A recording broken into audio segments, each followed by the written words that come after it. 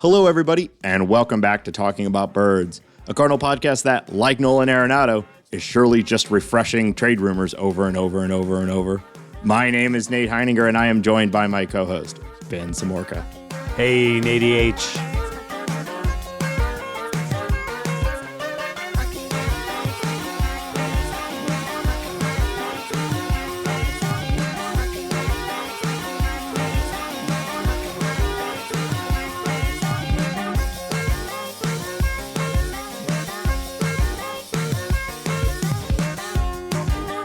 If you have an idea for the opening bit, text or leave us a voicemail at 848-48-BIRDS. Hambone, how you doing? The hot stove is heating up. We're here in the winter meetings. Ooh, yeah, I'm putting my fingies and my tootsies near the hot stove because it's all cold in winter out. It's awesome. I'm digging it. Yeah, it is. It's getting very cold here. Are you a cold, like, are you a hot winter drink guy? Do you like a hot drink in the winter? This is probably my worst take is that I don't really like hot cocoa, even though I think most people do. But I like a hot toddy. I like a what is that? Like a hot cider and whiskey. Sure. Yeah. I like that. Yeah. I like hot coffee. That's about it. Yeah. A mulled wine. That's what I was about to say. Mulled wine. I'll jam on a mulled wine. Yeah. I will say it's very conditional, and I'm probably not going to make it. But if you place it in front of me, I'm going to suck that thing down. I think that's you kind of have that concern with anything that gets kind of placed in your general area, though. Oh yeah. I got about like a 5-foot berth, and if it's in that, you gotta look out. I'm sucking it down. I share your take on hot cocoa, not my favorite, but pretty much everything else I will take. Yeah. I had a experience this week, Hambone, that I was really trying to decide if I was going to talk about it on the podcast or not. I'm a pretty personal, pretty private guy. I don't really. That's all you do is talk. Well, it's with that in mind, and also some very, I think at least some very funny things happened that I just had to share with you, and I think I'll just get into it. So I'd like to be clear. I don't want to know too much about your personal life. We have enough. Yeah. So on Monday, Hambone, I had a little medical procedure. Okay. Let's just say Nate H is off the market. There's not going to be. You like my kids? Well, they're locked in, my dude. You got snipped. Yes, sir. And it was all well and good. A unique experience. But we talk about music a lot on this podcast, and where could you be going? So I'm there. I'm in a particularly vulnerable state. Yeah, did they put you in like stirrups?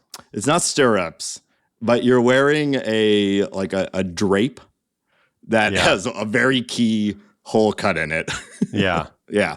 And there's two fine gentlemen there. And I'm asked, what sort of music do you want to listen to? Yeah. Which I was not prepared for that question. I guess you don't want to hear what they're doing, though, so it makes sense. Because you're awake, right? Well, 100% awake. You're just hanging out, literally, physically. Free balling. Yeah.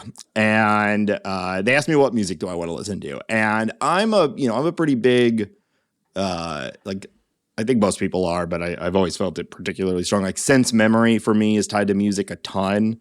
I really connect moments and experiences with music. So you're trying to think of songs that you and your balls enjoyed at one point. I'm thinking quite the opposite. In fact, I'm thinking, what do I not want? Like, what do I want to just like? I definitely want to listen to something, but I really don't. Like, right now, I'm really into the new Kendrick album. But I'm like, well, I don't want to listen to that. Like, no. And so I'm like, well, what do other people typically pick in this situation? I was so caught off guard. That sounds like JD Vance ordering a donut. Have some respect. That's our future president. So they're like, start listening. This is like, jazz, it says anything but death metal, which I can respect. I thought that would be very funny to have death metal play. Hell yeah, Slayer while you're getting the procedure done. Yeah. And they list off, a bunch of generic tags and he says classical. And I'm like, okay, I'm a fan of classical music, but I don't really have like, some people are really into it, have that like memory of every piece, everything. It's all just kind of blends together for me. Molly's a big fan. She can call out like all her favorite pieces. I'm an enjoyer, but I don't have much of a knowledge of it. So I'm like, well, that seems fine. Let's do classical. I'm not going to tie anything to it. A couple minutes later, the other guy's like, what'd you say? Did you say classical music or Christmas? I'm like, oh God, no, that is a nightmare. That might be the worst possible thing that you could select as classical Christmas. And so I say classical music and they put it on and it's fine. And we're going about our business. Yeah. We're talking about the Polar Express and stuff. What? Don't talk to me during well, I would honestly, not want to talk. Yeah, but I'm just there and it's kind of, I guess, I don't know. I'm a chatty guy, so I'm like, well, I'll just talk because what else am I gonna do? Yeah. And so he's like, there's a little bit of quiet, and he goes, huh? And I'm like, yeah. And he goes, this is the song my wife walked down the aisle to. Oh my God. Don't share that with me. I said, well, I'm sorry for inserting myself into such a pivotal moment of your life. And he said, oh, don't worry. I do this all day. You're nothing to me. Like, well, that's fair. I try to remind myself of that. Like, for me, this is like such a, It's intrusive. Yeah. Yes, to say the least. For him, it's a Monday. It's a Monday afternoon. Right. He does them 1,000 times a day. Sure. Yeah. Probably.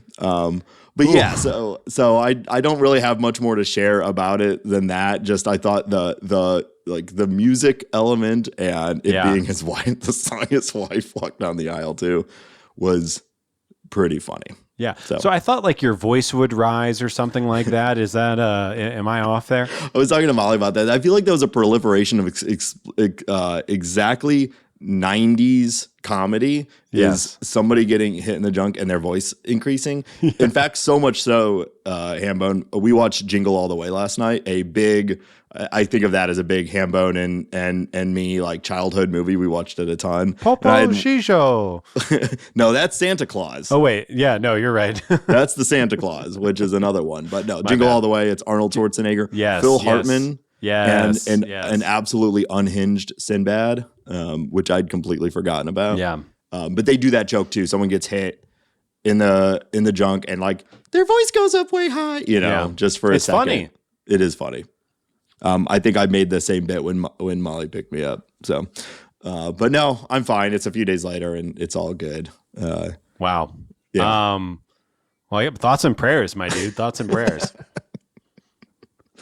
But hey, you've got a little trip coming up, so I don't even want to talk about it after that. That I think I'm going to Minnesota this weekend. We're going to visit my dad. We're going to go to Paisley Park, some other stuff. But yeah, I don't even want to talk about it. I have nothing to top that story, so we'll just leave it there. Okay. Well, hopefully everyone enjoyed that little peek behind the curtain, so to speak. And you're still podcasting. Look at this. Look at this. The dedication. I'm a pro. Yeah. Well, it's actually a pretty big news week. Pack show, Nate. No major events yet for the Cardinals, but some real clarity on a few things. We have talked a lot about Arenado this offseason. It's probably been our biggest topic of this entire offseason. And we've spent quite a while going back and forth. In fact, last week, I said they will not try, it seems unlikely that they're going to trade him at this point. And you say quite the opposite. Well, it turns out you were right, as much as that pains me to say. And maybe the most clear statement we've ever received from John Mozeliak. I don't know if he knows he's got one foot out the door and he's like, well, whatever.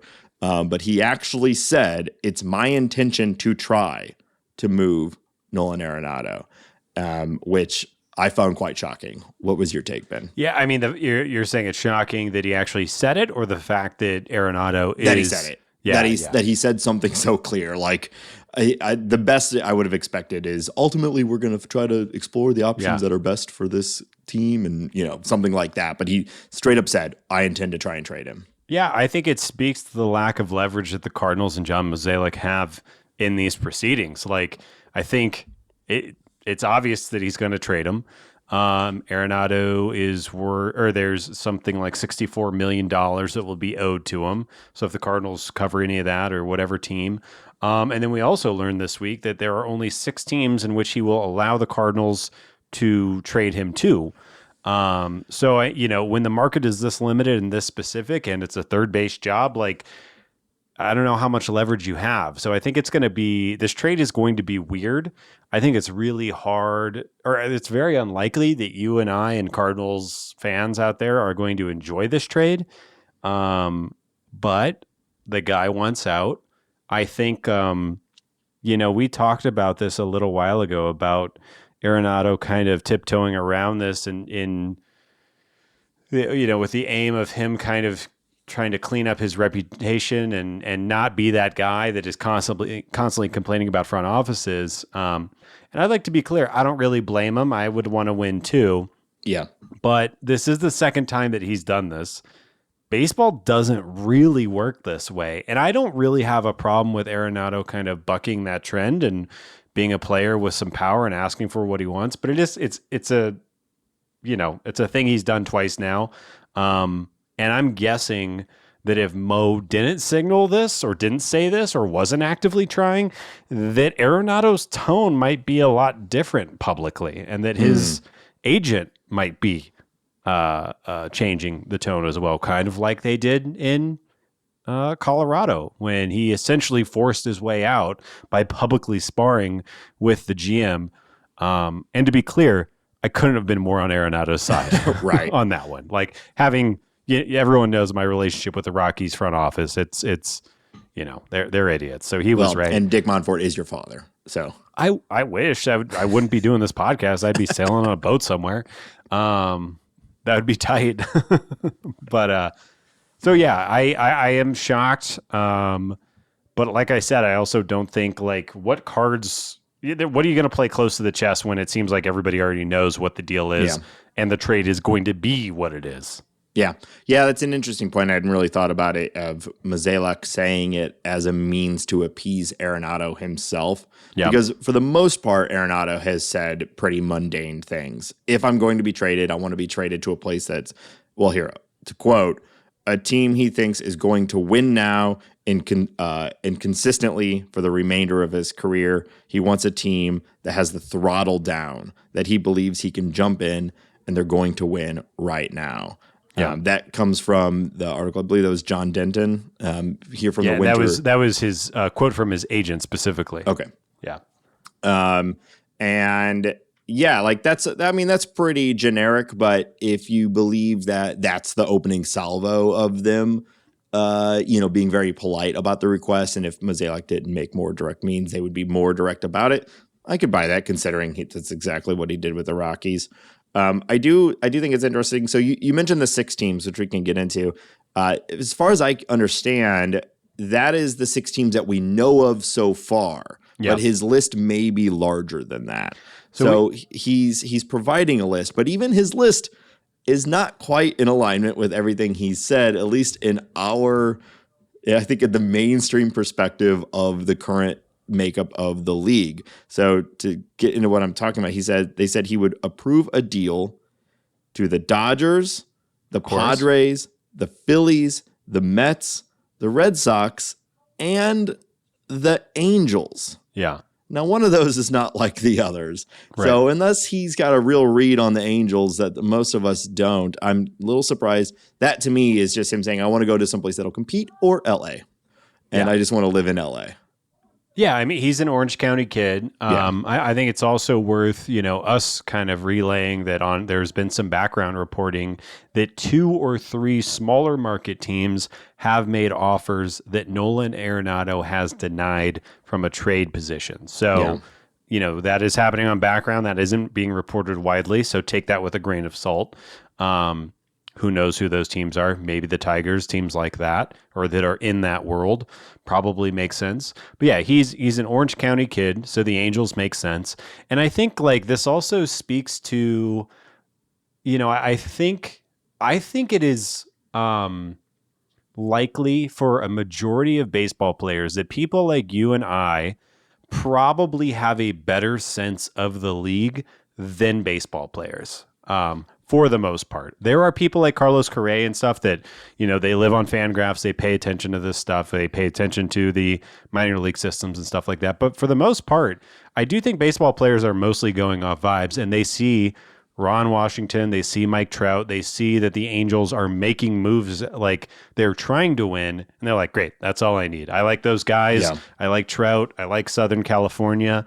Let's do it. And then every other team on there is pretty much a slam dunk, right? Like all of those other teams have World Series aspirations, and the Red Sox are signaling with their interest in Soto and their interest in some other players out there that they are trying to make a push. So I do agree. If he goes to the Angels, I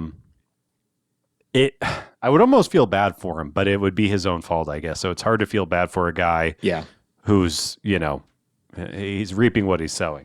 I guess his thought process is, if I'm going to play for a mediocre team for the next couple of years, it might as well be in LA while I'm a near billionaire versus St. Louis, which and you talked about this. Artie Moreno likes stars. Arenado's a star. Maybe he gets a star, and then the funniest thing to me about that would be they would have two extremely expensive third basemen whose production is really on the wrong side. A lot more faith in Arenado at least being there every day competing than Rendon. But I mean, what do you do with Rendon at that point? I guess he just DHs and you hope you get some at bats out of him. And talking about those teams, I think that they're the Dodgers is very unlikely to happen. Brandon Gomes, their GM, said this week at the winter meetings that Max Muncy is their starting third baseman. They could take him, they could leave him. They just signed Michael Conforto. It doesn't make a ton of sense, but obviously the Dodgers could do anything. That seems unlikely. I think the Padres seem unlikely because that team is 90% shortstops and Manny Machado. So there's just not an obvious. We talked about that one a lot last week. It'd be a true win more type thing. Yeah, the Phillies make some sense, but you have the Alec Bohm part of it, so they would have to move on from him or reduce him to a DH, which they can't really do because they're all DHs. And then that leaves you with the two teams that seem likely from my point of view. And that's the New York Mets. The New York Mets do not have a solid option at first base right now. They could move Mark Vientos over to first base, bring in Nolan Arenado. He could hang out with Soto and Lindor and keep on chugging away as that team is that salary is gonna get around $500 million this year. I have a feeling. And then the Red Sox, and I think the Red Sox are the most interesting. Yeah. And the Red Sox I find the most interesting because they could also use Ryan Helsley. And maybe if the Cardinals decide to package a Ryan Helsley with a Nolan Arenado, you can actually get something quite interesting back. And then the Red Sox can fill two holes. They don't really have a great closer. Liam Hendricks is coming back from surgery. And there's been chatter about moving Rafi Devers from third base to first base. That would put Tristan Casas as their DH, Masataka Yoshida as a outfielder DH kind of position. And then the Cardinals could maybe pick up an interesting prospect. And the Red Sox have very interesting prospects. They do. They've got one of the better farm systems in baseball right now. And you could see them potentially being willing to pay a little bit more than another team would be in order to get both of those guys. So I have to imagine, especially with Bloom's relationships, we've seen multiple trades done between St. Louis and the Red Sox in the last year, 2 years. It certainly seems like a lot lines up here. And I would hate to see, I will forever forever hold it's a one-sided rivalry, Cardinal fans to Red Sox fans, Cardinals to the Red Sox. I will forever have a little hate in my heart for the Boston Red Sox for 2 Cardinal World Series defeats in the last 20 years. So it'll be really painful to see Arenado and Helsley in a Red Sox jersey if it happens, but you can't deny that it seems from the outside looking in to be the most compatible trade partner. I think it just makes so much. If you're a Red Sox fan, I would think that you're kind of begging for this. Arenado's offensive profile makes a lot of sense when you take the Green Monster into account. The upgrade at third base defense from Devers to Arenado is about as big of a difference as you could possibly have. Yeah. And then you insert, the second or third best closer in baseball behind a bullpen and a rotation that's only getting better. They seem likely to bring in a nice starting pitcher at some point. Yeah. Now, I think it begs the question, is there any way that the Red Sox would consider packaging Tristan Casas in a move with the Cardinals? If they could pull that off, I don't think you're getting. Well, I should say my view on Casas is he is, when you think of the league is ever evolving to have there's always 3 first basemen that are the best in baseball, and they are just mashers. And they're the cornerstone of whatever team they're on. I'm thinking of Freddie Freeman, Matt Olson, things like that. I believe Tristan Casas is that dude. Yeah. And so the thought of getting Casas when, is immediately hell yeah. But it would be more than Arenado and Helsley. Yeah. Obviously, I believe. And so. But maybe, the way you break down their roster lineup, you could see where the Red Sox might see this as excess value, and maybe it'd be a little the Cardinals pay a bunch of the Arenado contract or something. But still, I think you're throwing in more pieces. But I'm okay with that. We already talked about this logjam. Throw in one of the outfielders, maybe a down somewhere deeper minor or prospect. Throw all 4 of those guys for Casas. Yeah, I think we would be very happy about that long term.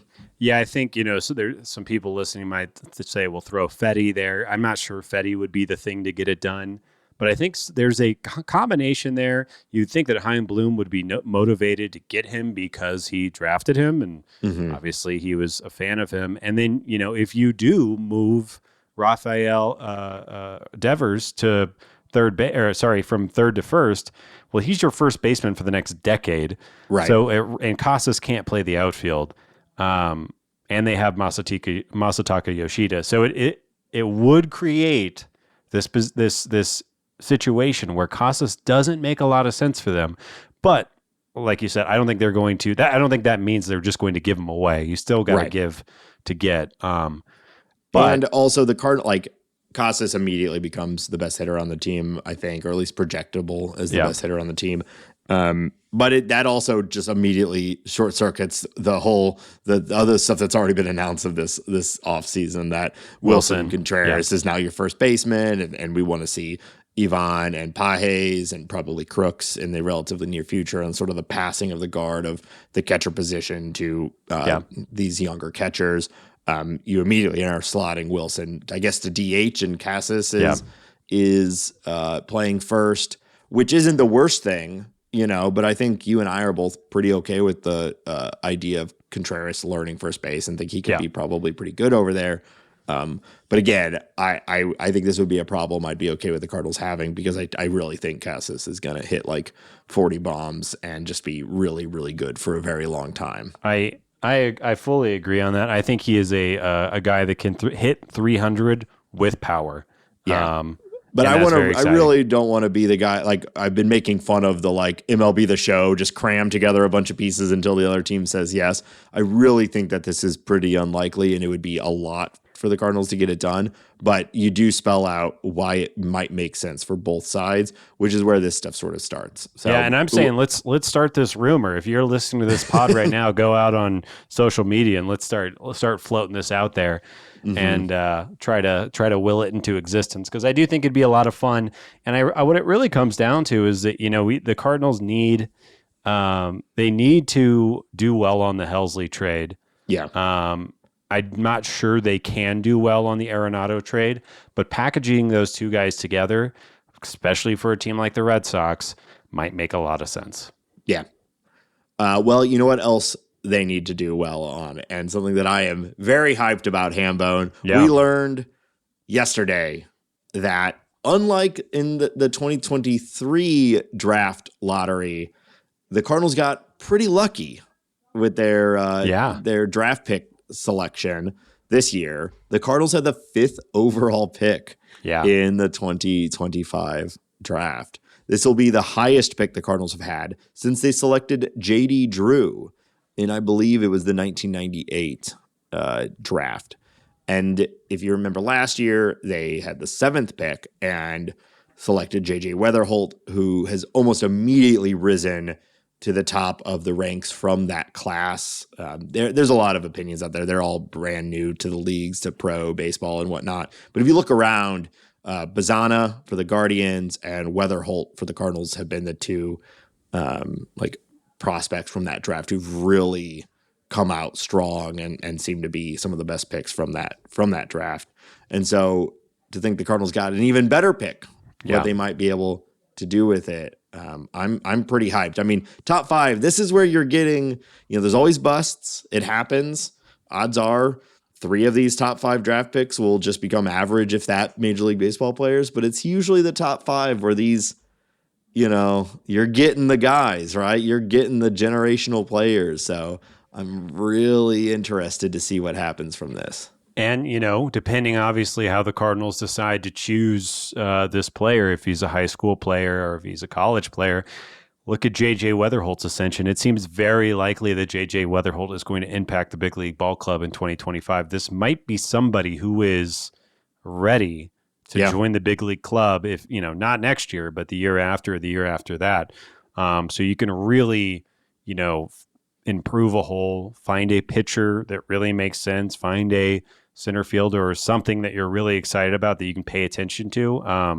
It's super exciting. I mean, it sucks that we're here, but right. You kind of started this conversation like you can't, when you get this high and the Cardinals never get to pick this high, you can't screw it up. It looks like they really did a great job with J.J. Weatherholt. You got to go do that again. Yeah, and Weatherholt was a particularly interesting situation. He was getting first overall buzz until he had his 2nd hamstring injury. Right. And at his age, 2 large hamstring injuries, there's risk. And which is, as you just said, you got to nail these top 5. If you have a top 5 pick, you've got to nail it. And that's why guys like, a single hamstring injury can drop you from first overall to 7th. I mean, in his case, it was 2 hamstring injuries, but a lot of people point to the one that happened the year of the draft, because everyone's so nervous about getting a bust in the top 5 that if you got one blemish, they'll just go to the next guy, because usually all of these athletes at this level, if they're considered anywhere in the top 5, top 10, they're pretty elite. So you're just like, well, there's a tiny check mark against Weatherholt. We'll pass him, and that's how people tend to approach these things. I don't know. We'll see. I'm pretty excited about it. And it's fun because if you remember last year, the Cardinals had a pretty high chance actually getting the first overall. Yeah. And then they got really unlucky and got the 7th overall pick.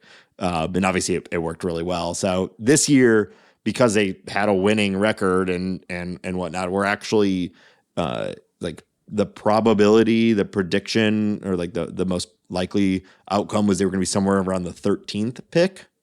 So getting all the way up to 5th is pretty cool. Oh, yeah. Hey, there's this probably has a less than 1% chance of happening, but maybe Ethan Holiday falls to the 5th spot and the Cardinals can scoop him up. It seems unlikely. He's pretty well projected to be up there, but there's still essentially a full season of baseball that happened between now and then, and rankings will change, and who the top people will change and whatnot. So you certainly are in the discussion with a top 5 pick. Any of these guys could fall. I don't know. I get pretty into prospect rankings and whatnot, but the future draft class is just something I almost never really get into. The moment they're all drafted and we start to say, I'll dig into it and get into it. I might try to be a little bit better at this year because the Cardinals have such a high draft pick, and I do think probably it's a lot of fun, like tracking the top picks. Gonna watch some college baseball? Let's go. I'm not sure if I'm going to go that far as to actually watch it. But I might try to dig in and get it. And if I do, I'll report on it on the show a little bit more. But it's fun. If you're a prospect, a minor leagues head like we are, like this is the fun of a rebuilding team. This is the fun, the flip side of all the misery we all just went through to get to this point. We may be seeing the name called of a future core asset of the St. Louis Cardinals with this pick, which is a lot of fun. Very exciting. Yeah. Yeah. All right. What's next? What do you want to chat about? Yeah, I mean, I think we have to talk about this. In an interview with 101 ESPN, obviously in St. Louis, Benji Molina talked about a lot of things. I think the most important thing that came out of that conversation is that Yadi Molina, his brother, has a desire to manage in MLB, and his preference is to manage with the Cardinals. Mm-hmm.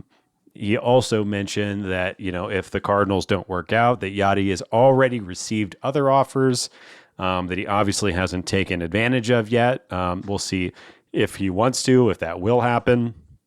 But Benji kind of put a little pressure on the Cardinals front office. And I guess the big question is, do you think that this will happen? Do you think that it could happen? And then I guess to kind of piggyback onto that thought, is Oli Marmol's job as safe as, John Mozeliak being around? Like is as soon as John Mozeliak, as soon as he walks off into the sunset, is that the day that Oli Marmol gets fired? And I don't think we can really pontificate and guess if Bloom is going to go after Yadi or Molina, but it is interesting. Yeah, it's all very interesting. This is one of those topics that's kind of impossible to give any sort of like educated insight into, because so much of it comes down to conversations that are happening behind closed doors and people's respect for like clout and things like that, because Yadi, obviously it's been in the cards of Yadi being a manager forever, right? It's just what happens. The best catchers and the smartest guys, the smartest catchers often end up being managers for, I think, pretty obvious reasons. And Yadi as future Cardinal manager has been talked about for a decade, if not longer. Now. But on the other hand, he hasn't been around since he retired. He's been dealing with something. We don't know what it is other than his basketball league, which he's sold. He's been technically a Cardinal employee, or at least that's been my understanding, is that he's been like a special assistant to the GM or whatever. He had some title, but we don't see him doing anything. It seems like he's just been out of baseball. And then he comes back and says, or it's not even him, it's his brother coming back saying, Yadi wants to be the manager of the St. Louis Cardinals. It's like, okay, cool. So, like, sure, all well and good. But we kind of have a whole thing going here. And there is, at least to some degree, a path that you normally take. So I think it depends on what Yadi's willing to do, what the Cardinals are willing to do, and if he would or would not be an effective big league manager. He's been managing like World Baseball Classic teams and things like that for a while. And we know the Cardinals love to just plug in an inexperienced manager. But I don't know. It seems to me like it's unlikely that they're just going to fire Marmol and plug in Yadi. I think the more likely thing is that we see Yadi take, I think the more logical thing would be to see Yadi take some sort of on-field bench coach, whatever job, return to baseball, be there, and then Marmol gets fired and Yadi takes over. There you go. But I don't know. Maybe Yadi doesn't want that. And maybe there's another team out there already that's like, fuck it. It's Yadi. Yeah. Make him our manager tomorrow and we'll deal with it later.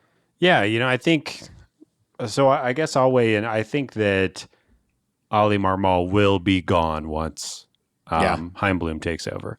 It's what normally happens, right? It is. When a whole organization switches their leadership, usually they bring in their own manager. Yeah. And I just look at the organizations that Chaim Bloom has worked with in the past, and I look at their managers. And now, obviously, Chaim Bloom wasn't directly responsible for the hiring of Kevin Cash in Tampa Bay, but that was, the Tampa Bay thought process is we're going to go get an ex-player, somebody very smart, somebody who has been kind of like in other organizations and kind of, work their way up.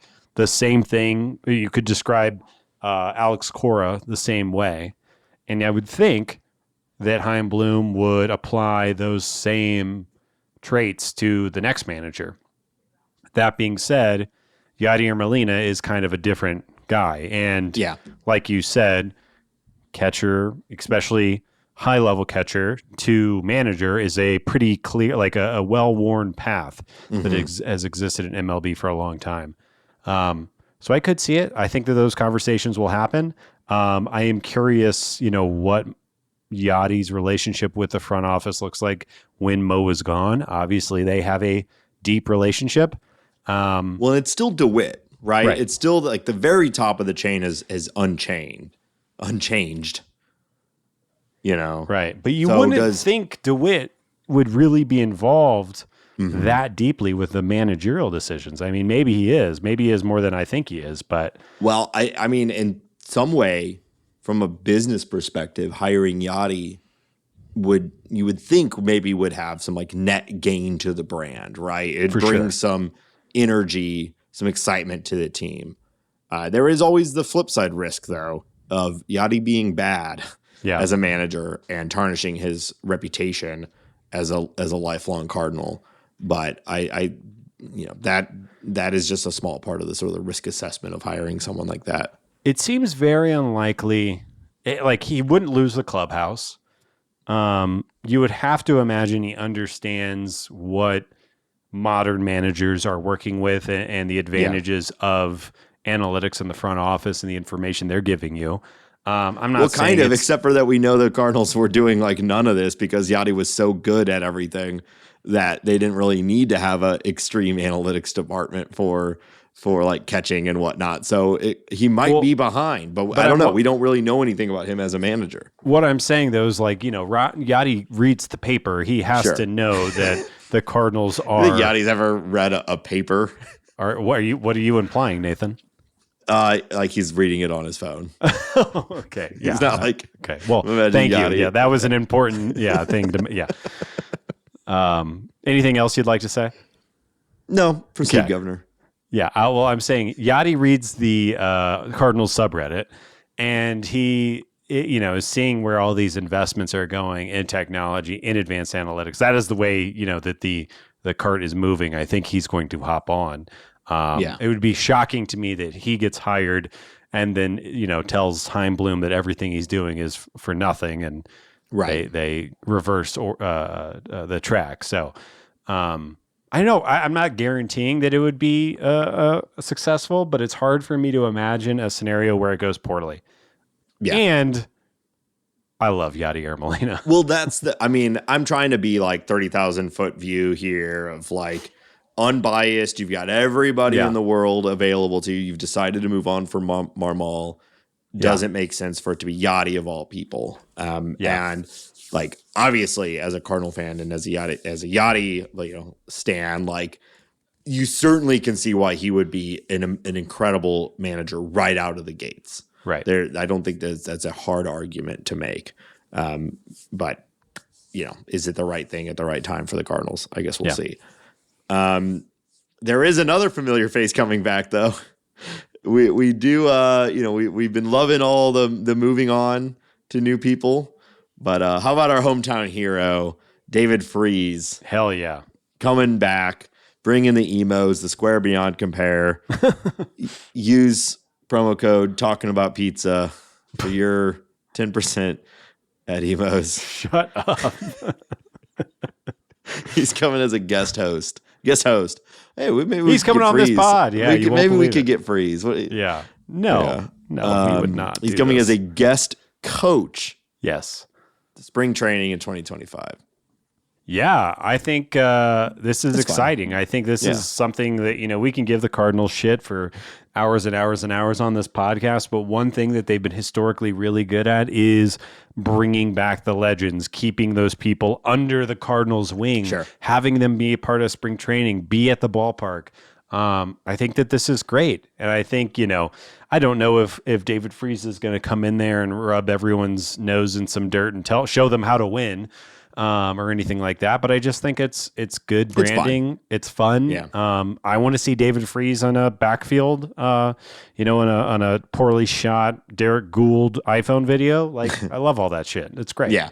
Yeah. And as far as like implications, guest coach for spring training is about as low, weight as possible for something like this. So if he turns out to be a good coach, and I think he has been doing some things like this since he's retired, then great. Maybe it's the start of a longer term relationship as something more permanent. But if not, it's fun. We all love David Freese.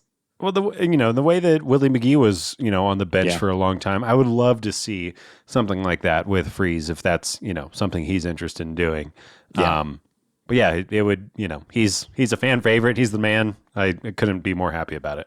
Yeah. A few other bits of Cardinal news here. So the other guy with the no trade clause that everybody's looking at. Yeah. Everyone around the league is wondering, will they, won't they? What's going to happen? Mikolas. Yeah. He has stated he intends or would prefer to stay with the St. Louis Cardinals. Yeah. And that is his right. As a no trade clause holder, that's what he got when he got that in his contract. Absolutely. And considering we don't see any team that would persuade Miles Mikolas to make that decision change, pursuing him, I suspect this locks in that Miles Mikolas will be a player for the St. Louis Cardinals in 2025, unless the Cardinals just decide to drop him. That is where I wanted this conversation to go, is that I think everything that you said is right. And I think that that's fine. And I think Miles earned his $17-ish million. Sure. But as we talked about, we've talked about this idea a couple of times. You're spending that money no matter what. It is what it is.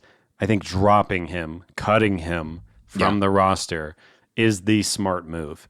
And I hope that means that he gets picked up by another club and somebody can bring him in at minimum salary and he can maybe go do something special and revitalize. But I think there is no value add to giving Miles Mikolas 180, 200 innings in a Cardinals uniform in 2025. Those innings can go to any number of other players throughout the system. I don't really care who they go to, but I think it makes absolutely no sense. Yeah. I agree completely. So hopefully Heim and Mozeliak are willing to make that shrewd of a decision. I mean, it's how shrewd is it? The guy still gets paid his money. Yeah. Well, it's not polite. No, but I feel like we've seen them like, well, they're paid. He's paid. He's on the team. We're just going to let it ride. Yeah. But we've always had the Cardinals in this vague sense of competition. And I guess you could argue that if the Cardinals were trying to win in 2025, letting Mikolas be your fifth starter and just hoping he bounces back a little bit, because some of his underlying metrics, like they always are for him, were okay in 2024. You could understand why a competitive Cardinals would want to just run him out there. Though I think we all have a million reasons we disagree with that. You can see why they would say, hey, we spent the money, we're going to run him out there. It's this new look of development year, as they're calling it. Which by their own language, you would think that would make it even more obvious that they need to cut Mikolas. But we've just not seen how they operate in this sort of thing. If they're willing to just pay $17 million to a guy who's not going to be wearing the Cardinal uniform, we've not really seen them do that before. And yes, and it might be hard and it might be weird, but those innings could go to Ian Bedell, Roddery Munoz, Michael McGreevy, Simra Bursay. I mean, well, all of them. Any of these all guys. of them. Yes. Liberatore as a starter. Like, there's so many. Yeah. We got a lot of options that we need more clarity on. So yes, there's no question that those innings would be more valuable elsewhere. It's just, are they willing to do it or not? Right. Mr. or Mrs. non-roster invitee to spring training might be a more valuable use of those 180 innings than. And I love Miles, of course. It's no one gonna saddle up Pony Boy like good old Mikolas. Hooey. Him and Matz should not throw baseballs for the St. Louis Cardinals in 2025. Yeah, I agree. Okay, so there actually was a transaction that was made. Now these are kind of happening a little more regularly during the offseason, but the Cardinals wrapped up their international signing for 2024, and there was a name that came out recently that I thought was kind of interesting. I don't know if you saw this, if you've seen this, if you heard about this. Jan Ewing Cabrera, or I'm assuming it's Jan, it might be Jan, Jan. Jan Ewing, oh my God, Jan Ewing Cabrera. He's 19 years old.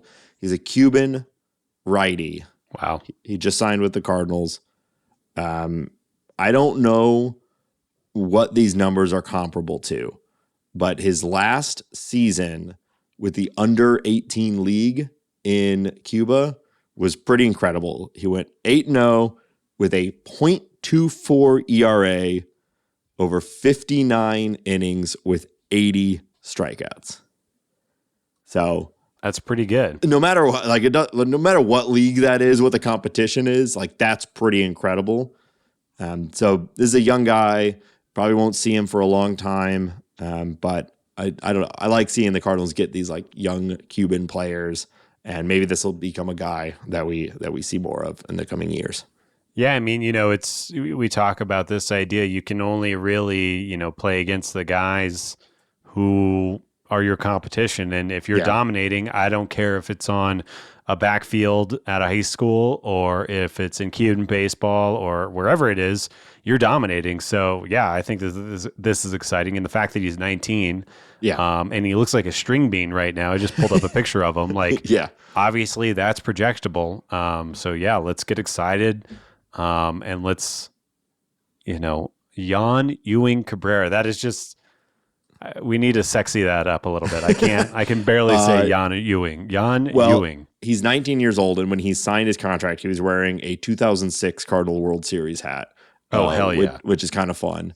And he's a righty. He signed his contract with his left hand. Got to protect the moneymaker. That's smart.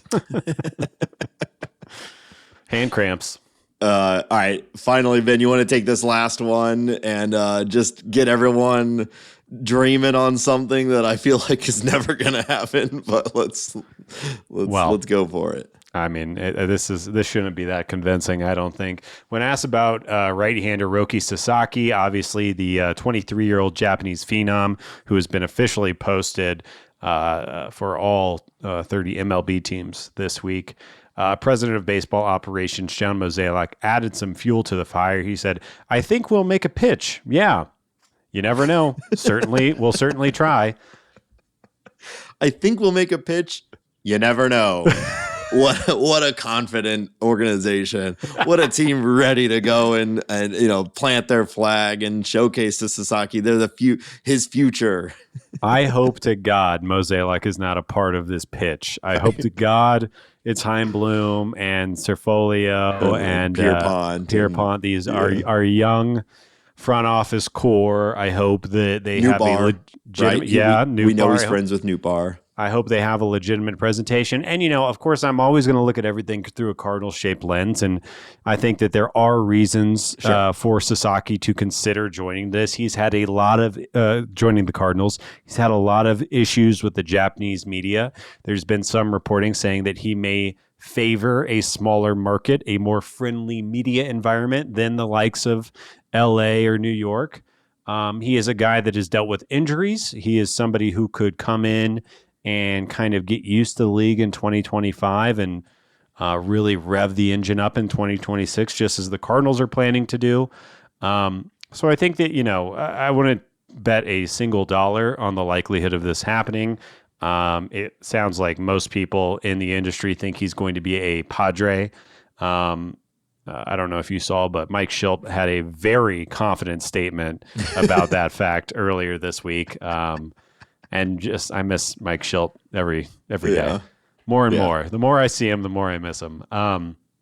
But we're gonna maybe sort of kind of make a pitch, and whatever. Who gives a fuck? That's kind of Mo's 2 cents on this. So I do think that I think it's a larger than 0% chance of happening. But I think we're all just tired of Mo. I can't listen to him talk anymore. This kind of shit. It's just so obnoxious.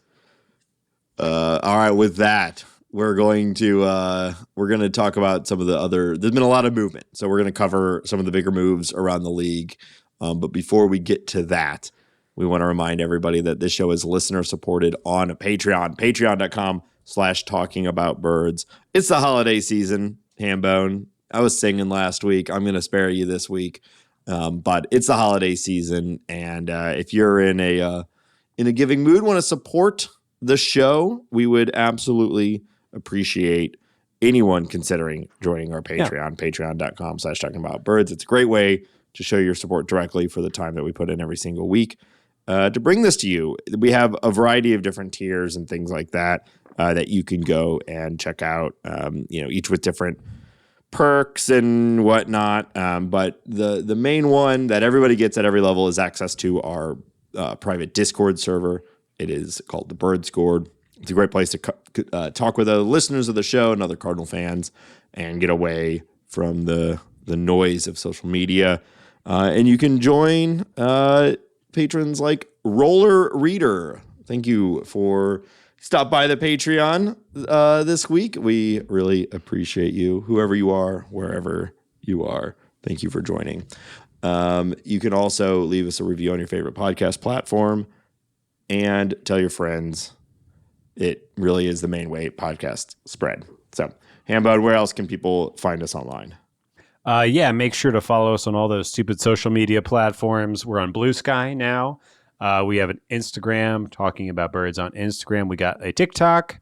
Don't forget that you can listen to the show on Spotify or on YouTube if you're one of those freaks. Do it. Ew. If you want to buy a t-shirt, sign up for our Patreon, do any of those things, you can go to talkingaboutbirds.com. Of course, you can email us thoughts, questions. You can maybe give Nate some different suggestions for music, for having your balls chopped off at talkaboutbirds@gmail.com. And of course, you can call us and leave a voicemail or send a text message to 848-48-BIRDS. That's 848-482-4737. I'm so glad I told that story. Okay. Hot week, Hambone. Hot week. That's stove, baby. That stove. It's burning out there. That sounded like you opening up an ice cold Miller Lite. Yeah, it's so hot. An ice cold Miller Lite. Yeah, that's what I go for. That's what my mom drinks. You know what? Every time I fly, I go for the Miller Lite. It's a perfect plane drink. I never drink on planes, but I did have the opportunity. You usually get hammered before you get to the airport, right? Oh yeah, you do it. You bookend it. You see, smart. The real place to drink is the airport that you've arrived at. That's classy. Classy. Thank you. My favorite restaurant, Chili's to go. Yep. I had the opportunity to get a free drink on a flight relatively recently. I might have told this story on the podcast, but I ordered like a Jack Daniels and Coke, and they gave me the those little shooter bottles that are in the line at the grocery store, the impulse buy, because now we sell little bottles, little shots as impulse buys. And I didn't realize they'd given it to me with the lid already open, and I spilled it all over me just before like a 4-hour flight. Yeah. I've like at the very beginning, like as soon as we reached altitude, I spilled like a full shot of whiskey all over myself in the Southwest Airlines flight. I'm like, well, yep, I smell like whiskey now. Yes, you do. Wow. Yeah. You are. It was fun. It was a good. Tragic figure, really. It was good for me and good for everyone. But anyway, the stove is hot. So let's run through these. Let's do the biggest thing in sports media right now has occurred. I can't believe we haven't talked about it already. But Ben, we got the Juan Soto deal. It's done. Let's get some deets. The Mets have signed Juan Soto on a stunning 15-year, $765 million deal. There are no deferrals. It is straight up $765 million. There is an opt-out after 5 years, which the Mets can remove by adding an additional $4 million per year for the remaining 10 years, which would take the total sum up to somewhere around $805 million. And I'm going to tell you right now that's extremely likely to happen because I don't think there's any way they're going to let him go. He will be a Met forever. And I think that this deal is completely insane. I am all happy for Juan Soto. I am confused as to how the bidding got this high. I am shocked that it has completely dwarfed and destroyed Shohei Ohtani's contract, which looks like a joke after this.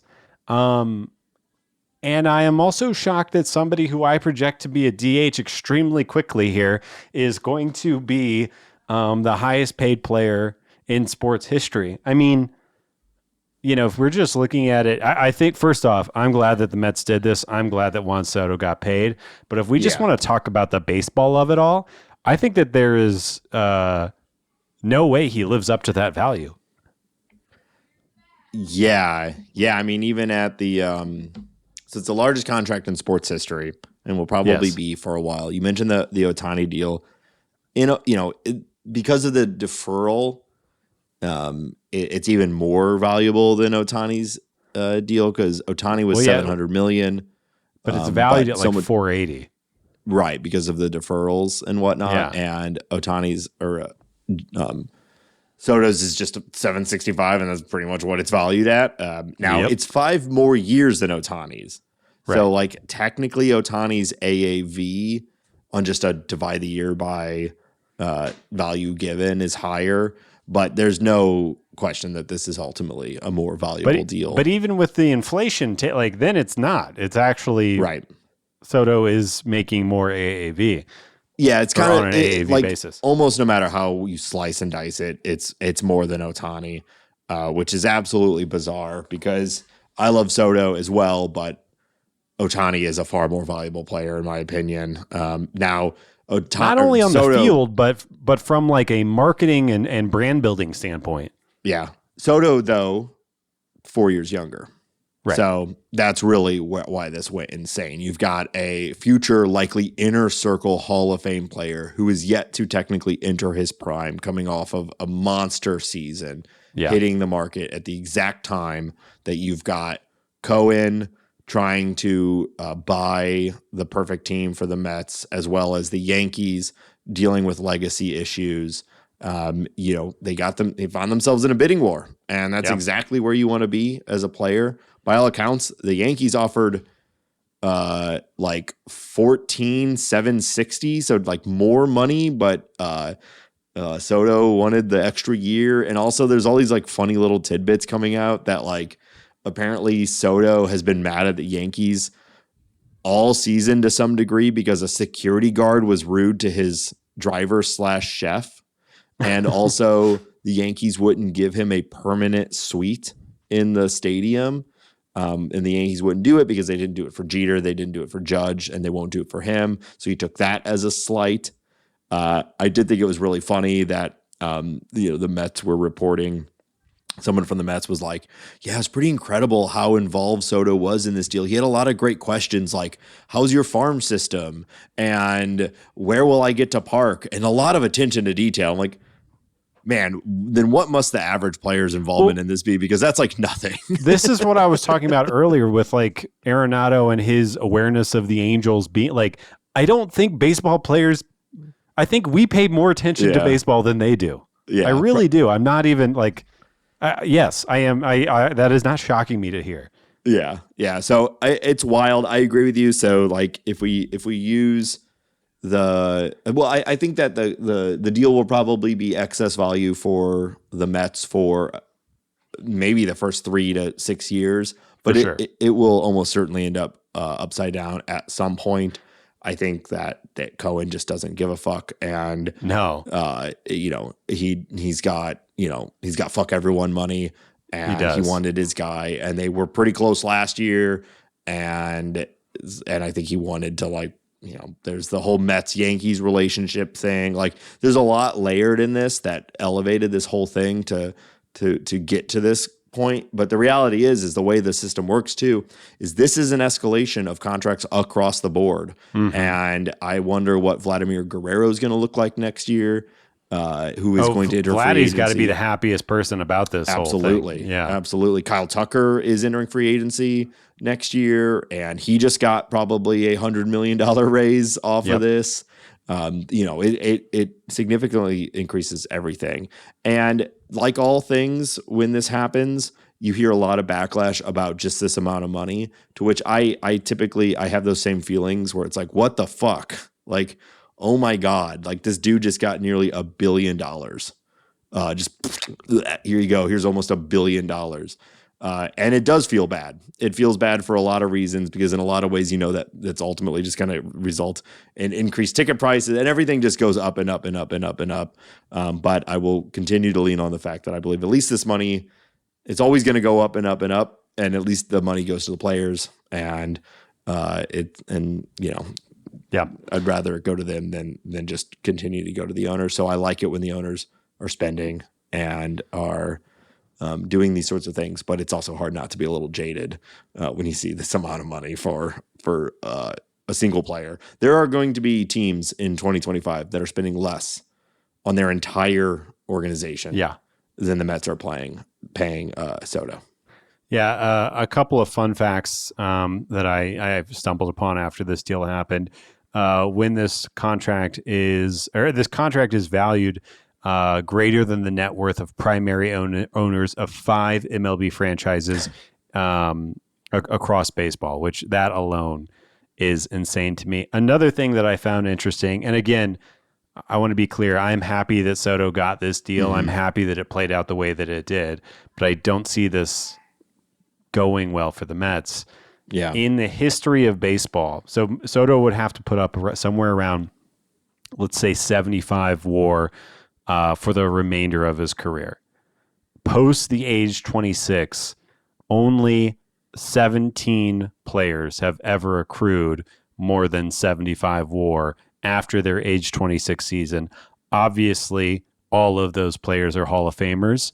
And maybe less obvious, almost all of those players played baseball before 1950. Yeah. And they were probably also multidimensional, defensive, like earning WAR in a lot of different ways. And Soto earns WAR in a very specific way, which is, huge. But will it still be good when he's a DH at 33? It's interesting. Yeah. So the only person who's, played within our lifetime, at least you and I's lifetime, is Barry Bonds. And obviously there's a lot of things going on there. So, it is what it is. I cannot believe they spent this much on a DH. Good for Juan Soto. And I cannot wait to see what happens with Kyle Tucker and Vladdy and some of these other guys. It's fun. I don't really feel that jaded feeling. It's more just like this billionaire, he wasn't going to lose out. And I honestly, I have a feeling that those other teams knew that, and that they were just running up the price. Yeah, maybe. Because it was clear that he was not going to be beat on this. Yeah. But good for Soto. Also, he's 25 right now. He's got no wife. He's got no kids. I can't believe what a crazy life. I cannot believe where his trajectory is going. Yeah. I hope he stays good. I hope he gets better. I hope only good things happen, and we get to watch, Ted Williams in his prime over the next 10 years. Yeah, and I hope the Mets get bounced in the first round of the playoffs. All right, so the Yankees. Well, also, I'd like to announce, I'm happy that you did not become a Dodger. For sure. Well, the Yankees immediately pivot, and they got Max Fried on an 8-year, $218 million contract. This is the biggest contract for a left-handed pitcher. I was a little surprised at this. I'm not surprised that the Yankees went out and immediately spent a ton of money. I think they were very prepared to spend $760 million on Soto. So this looks like pocket change to them.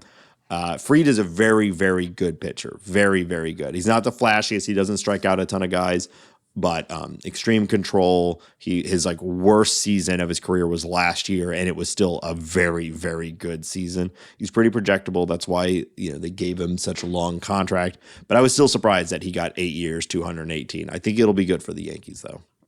Yeah, I mean, this is the kind of deal I thought Corbin Burns was going to get, and I think Corbin Burns is a better pitcher than Max Fried, and yeah, he's fine. Maybe the Yankees have something that they can make adjustment to, and maybe they think that they can squeeze a little more juice. But I agree. He's a 3.5 win pitcher, and that's great.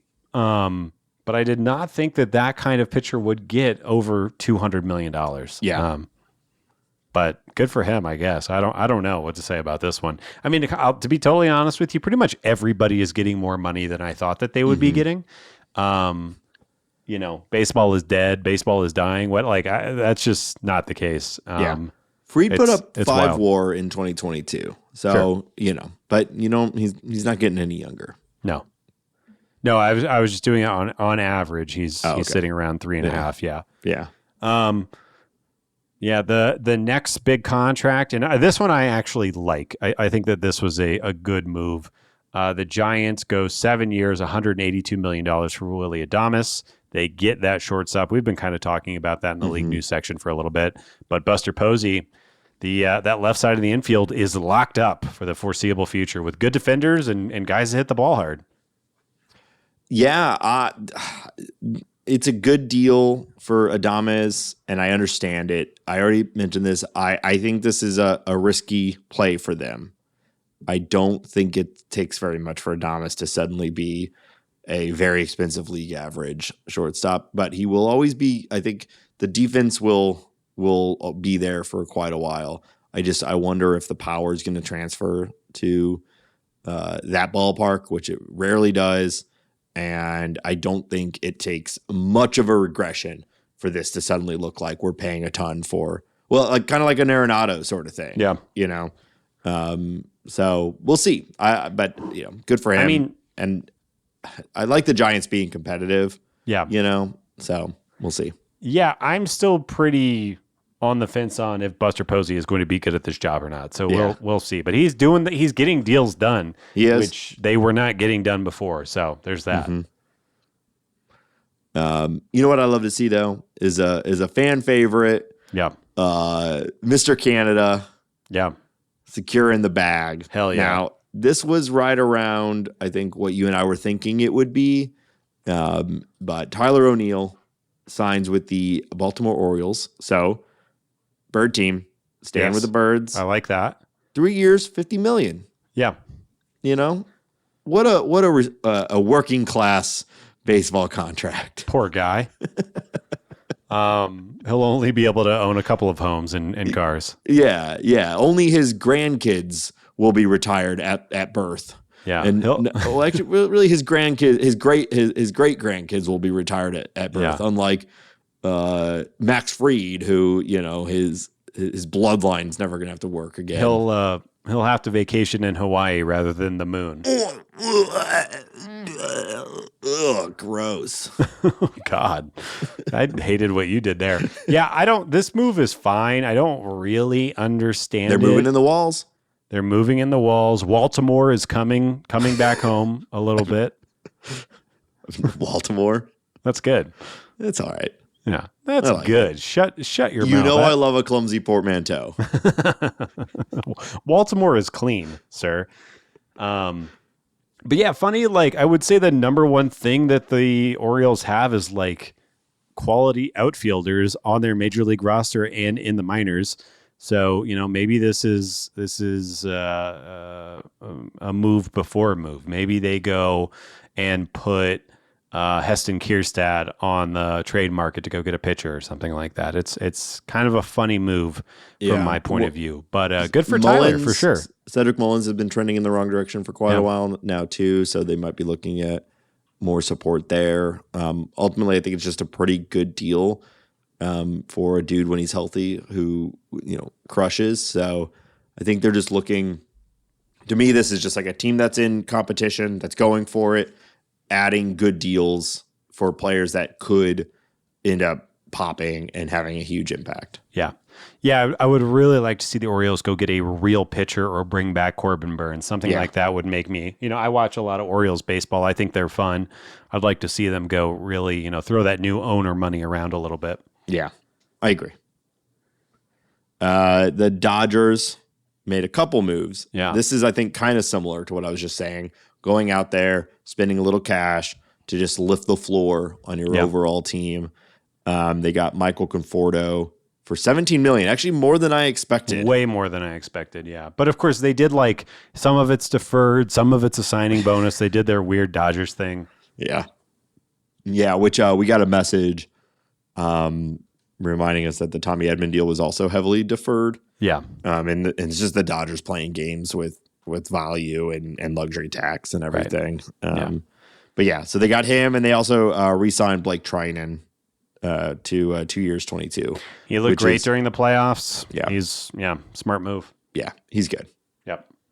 All right, I found this one pretty fascinating. Can you break down the Guardians Blue Jays trade that happened? Yeah, so the Blue Jays and Guardians hooked up, I think it was yesterday or the day before, in a 4-player trade, sending second baseman Andres Jimenez, who has been nothing but great for the Guardians. He was traded from the Mets a few years ago in the Francisco Lindor trade. The Jays will get Jimenez and reliever Nick Sandlin for infielder Spencer Horwitz and outfield prospect Nick Mitchell. Spencer Horwitz was actually traded to the Pirates, and Nick Mitchell stuck around. But I think, the big story here is that the Blue Jays improved their defense, drastically at second base with Andres Jimenez, who is, arguably the best second baseman defensively in baseball. Now, what's interesting to me about this deal is that he threw up a 141 WRC plus in 2022, and then in 23 it went down to 96, and then in 24 it went down to 83. Yeah. So, is this the Guardians kind of being shrewd and smart and quick, or is this them giving up on a player, a young, good player too early? I think I don't know the answer to that, but it is an interesting move. It is. It's one of those that you kind of feel bad for Guardians fans because it feels a little bit like it's a salary thing. He's not making a ton of money, but for the Guardians, he's making more than their average player is. And even with his trash WRC plus last year, he still ended up almost putting up 3 WAR, which would have made him one of the best players on the Cardinals. Right. And so it feels a little bad, but if that offense really doesn't turn around, and even if it goes worse, it kind of doesn't matter how good you are at second base, you're eventually going to lose your job, and so they might be getting ahead of it. But you could also argue he's 25 years old, and he put up a pretty impressive offensive season as a 22-year-old or 23-year-old in the majors. If he bounces back to even league average at 26, 27, 28, the Guardian or the Blue Jays now have him until he's 30. Right. This could immediately become an incredible deal for the Blue Jays, and the Guardians will feel bad about it. So yeah, it's like a baseball contract management thing, which these are everyone's least favorite types of deals. Blue Jays probably come out on top, but it is riskier for them than the Guardian side. Yeah, and the Guardians just, even if he does trend the other way, the Guardians might make this move either way just because they don't have a lot of money to spend. They have we were talking about Juan Soto is more wealthy than the owners of the the Guardians. Like it's just kind of the nature of it. And I agree. It sucks for Guardians fans. Yeah. Yeah. But if I like the I like the Blue Jays also. So it'll be fun to see him over there. So I think it was a good move for them. Yeah. Yeah. They got, I don't know what they're going to do. They need to re-sign Vladdy Jr. They need to figure their shit out. They've been in on big air quotes. They've been in on Ohtani. Yeah, me too. Soto. Me too. I made an offer. Yeah. So if they miss on the guy that's in house when they've been at least pretending to be in, maybe this has all been a smokescreen. Is like they've been pretending to be in on those guys so they can pretend to be in on Guerrero. Yeah. And when he goes to the Yankees next year on a $650 million contract, then they're just like, well, we tried. We always try. We always try. Next move, the Rangers and right-hander Nathan Eovaldi agree on a 3-year contract worth $75 million. He stays put. I really thought that somebody was going to go splash for him. I thought maybe the Red Sox might bring him back, but him sticking around there and running it back with Bochy and all of those guys makes a lot of sense. So, good for Eovaldi, a guy who has ended up making a lot of money while being also very injured throughout a large chunk of his career. Yeah. He's like surprised. He's like sneaky, making hundreds of millions of dollars, just being a pretty good pitcher. Love a fellow. Nathan I knew you were going to say that. So obnoxious. What do you mean?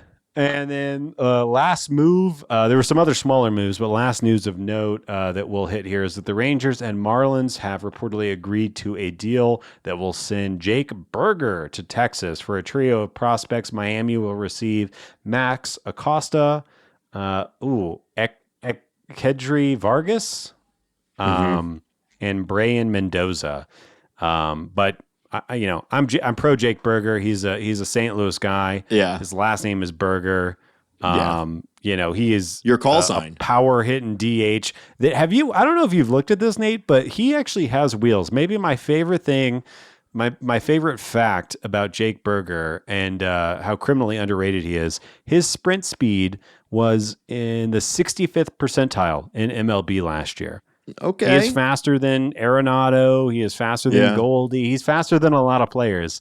And for a guy that's sitting at, his baseball reference says 6'2", 230. I don't buy that for a second. he's pushing that for sure. That's but Trump for a too, bigger right? boy, 6'2", 230. So yeah, exactly. I love that the big boy's got wheels and he hits the ball as hard as anyone in baseball. Yeah. Well, Amon, properly don't stare at your phone while we're recording this podcast. So we're both obviously flicking over various pages. I'm surprised you didn't see this. There was a major trade that was just announced while we've been recording. Oh, hit me now, with it's not Arenado, which we're both predicting Arenado is going to be traded right after we're done recording this and render our whole first half of this episode moot, as is the way of this show. But it is being reported that the Red Sox have acquired Garrett Crochet from the White Sox. Wow, okay. So this is all right. This is what I'm reading currently. The White Sox get, this is a haul, rightfully so. Kyle Teal, Braden Montgomery, that's a big one.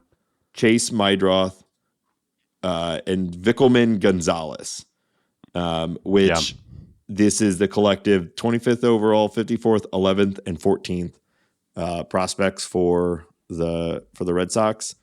And Kyle Teal, he is currently there. He's the 25th overall prospect. Right. And Braden Montgomery is the 54th overall prospect. And then Chase and Vickelman are both high up on Boston's individual list. So Kyle Teal is a pretty big deal. It's a fun little rhyme. Kyle Teal is probably the catcher of the future for the White Sox. I love when the Sox teams make a trade like that. That's just good for the sport. Thanks, Nate. And Garrett Crochet, good for him getting out of there, even though I think he totally took his legs out from under him. last year talking about the things he will do and won't do, but he had an awesome year last year. And, the Red Sox may have gotten that ace, or at least that ace potential guy. That's exciting. Yeah. And if you're in the good thing, I think from a Cardinal perspective here, if you are still all in on the Cardinals and them swinging that deal we talked about this morning, an hour ago. Yeah. It feels like a day doing this podcast. The Cardinals probably not particularly interested in Kyle Teal or Braden Montgomery, considering the team's depth. So they hold on to some of their other prospects that would be more interesting to the Cardinals. Yeah. Maybe it's Casas, maybe it's Marcelo Mayer, maybe it's a group of younger guys, but that's Christian Campbell. That's wild stuff. That would be fun. Yeah. I mean, Roman Anthony would be really fun, but I don't think they're going to move him. No, I don't think so. Yeah. Well, cool. Go Sox teams. Yeah. All right. That's everything. Yeah. That's all of it. So we're going to wrap up this episode with another Who Charted StatCast edition. So we did this last week, and we focused on offensive players. This week, we're going to focus on pitching. I've got a stat. I'm going to pose a question to you related to that stat, and you have to guess the player. Okay. Make sense? Okay. Makes sense. Make sense. Okay. So, Ben, for this exercise, I wanted to make it flat across the board. All of these questions, all of these pitchers had a minimum, like the threshold is minimum 175 plate appearances. That's how StatCast measures a lot of this.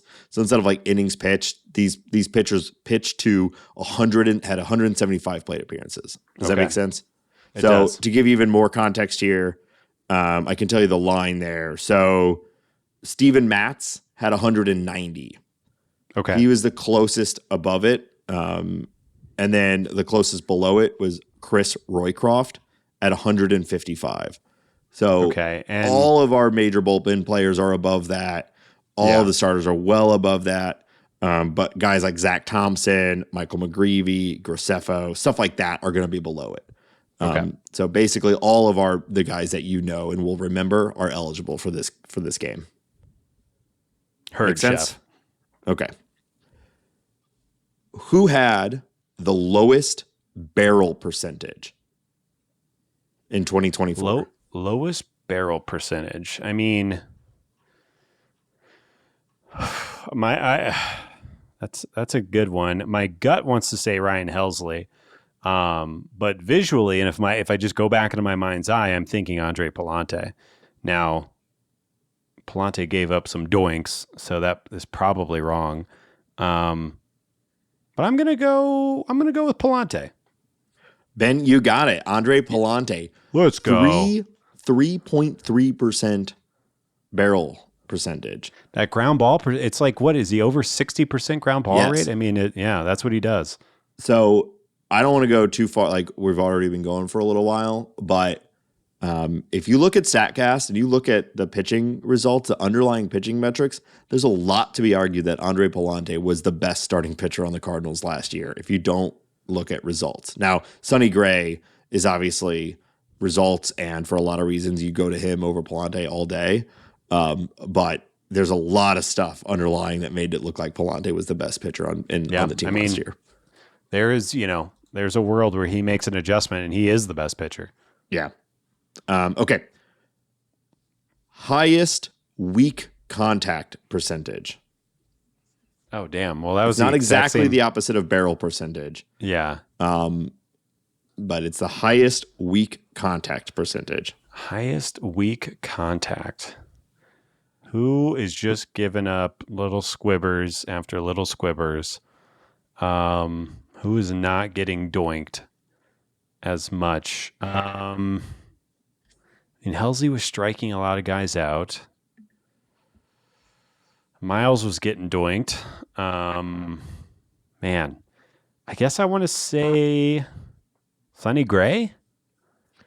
No, it was Jojo Romero. Oh, he's got that power sinker. 5.8% weak contact. Damn, that's pretty good.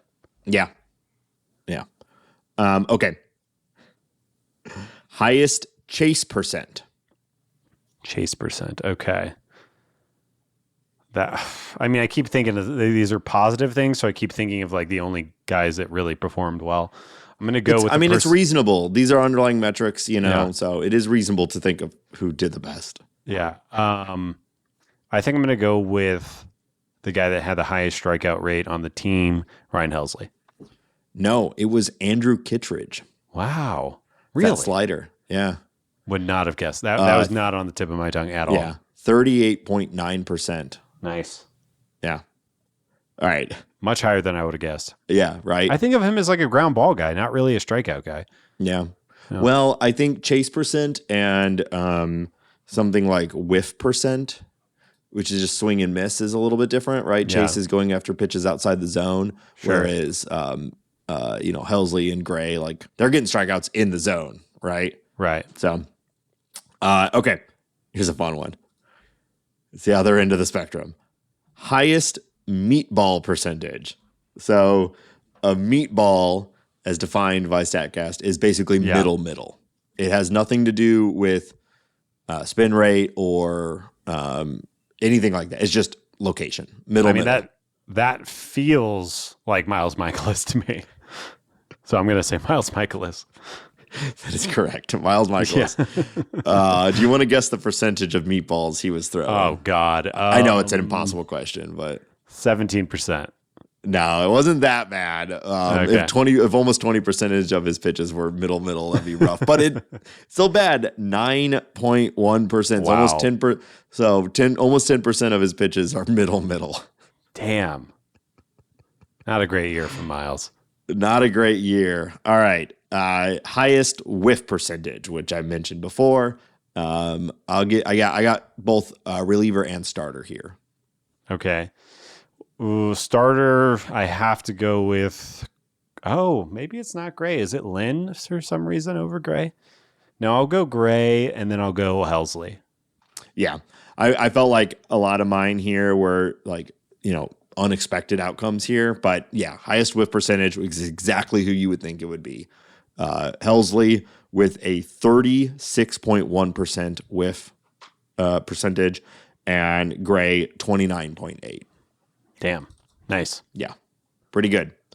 And finally, lowest solid contact percentage. Lowest solid contact. Okay.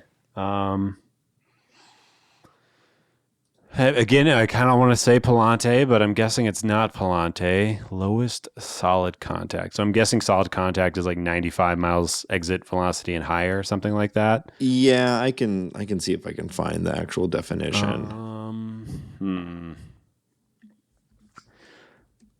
I'm going to. This is probably stupid, but it kind of feels right. I'm going to say Kyle Gibson. No. It is Sonny Gray. Sonny Gray. You should have just gone with that. Yeah. That makes sense. It falls just short of being a barrel.